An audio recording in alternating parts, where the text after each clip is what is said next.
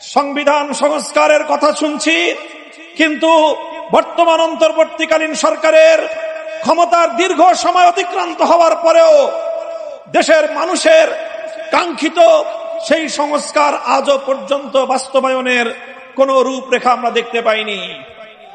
আমরা অন্তর্বর্তীকালীন সরকার প্রধানকে বলতে চাই, জনাব ডক্টর ইউনূস সাহেব, মেহেরবানি করে আপনি প্রথমে অনতিবিলম্বে সংবিধান সহ রাজনৈতিক ব্যবস্থা এবং নির্বাচন ব্যবস্থা সহ গুরুত্বপূর্ণ প্রতিটি সংস্কারের রোডম্যাপ ঘোষণা করেন।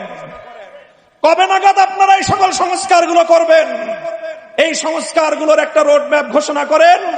রোডম্যাপের ভিত্তিতে যথা উপযুক্ত সময়ে একটি যৌক্তিক সময়ের মধ্যে নির্বাচনের রোডম্যাপ ঘোষণা করেন। আর সেই নির্বাচন বাস্তবায়নের আগে বাংলাদেশের হাজার হাজার মানুষের রক্তের দাগ লেগে আছে যে এই খুনি ফ্যাসিবাদী শেখ হাসিনা এবং তার খুনি মন্ত্রিসভা এবং প্রশাসনের হাতে, তাদের বিরুদ্ধে আইনানুগ ব্যবস্থা গ্রহণ সহ তাদের বিচার কার্যক্রমকে দৃশ্যমান পর্যায়ের উন্নতি করতে হবে। আজও পর্যন্ত সেগুলো বিষয় নিয়ে এদেশের মানুষ আশ্বস্ত হতে পারেনি।